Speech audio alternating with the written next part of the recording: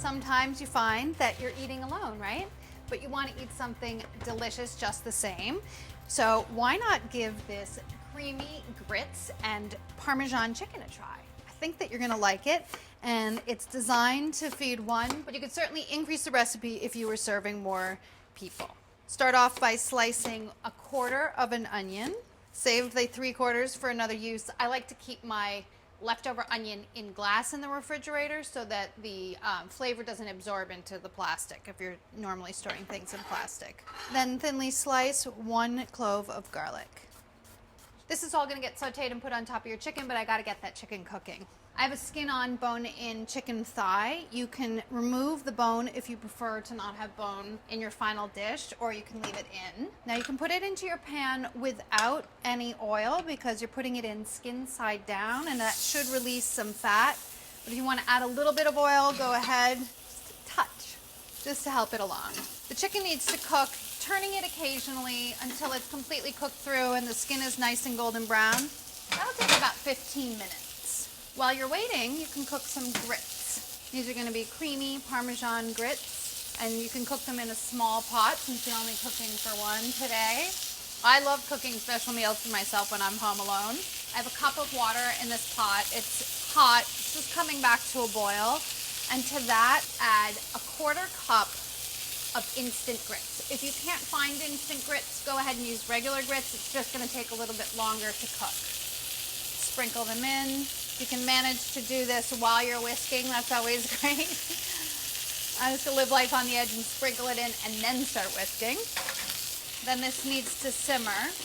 The instant grits will take about 7 minutes to cook. The regular grits should take about 15 minutes. Add a little bit of salt, not too much because you're going to add Parmesan cheese later and you don't want to overdo it. You can always add more, but you can't take it out. You want to let your chicken get nice and brown. You can turn it every once in a while so it cooks evenly, and this should take about 15 minutes to cook through. See if the grits are good. Yes, they're looking good. The chicken is also done. Take the chicken out. Just set it aside. You can cover it to keep it warm if you want to. If there's excess fat in the pan, you can pour it off. You need about a couple teaspoons to saute your onions and your garlic. Saute your onions and garlic with 1/2 cup of grape tomatoes, and just cook your tomatoes and onions and garlic until the tomatoes sort of break down and release some of their liquid. While you're at it, you can add some Parmesan cheese to your grits. You need about 2 tablespoons. I probably should have grated this ahead of time, but I didn't. Seems dangerous what I'm doing, right? Do as I say, not as I do. Grate your cheese ahead of time. Stir that cheese in. Add just a touch of oil, like 1/2 teaspoon of oil.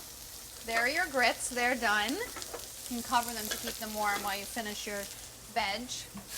Don't forget to season these too.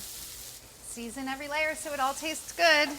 That looks good. Just slightly broken down, not completely broken down. Put some of those grits in your bowl. I can smell the cheesiness. Put the chicken on top.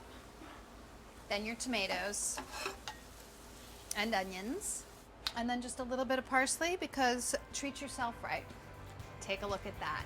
That is one very special dinner for one.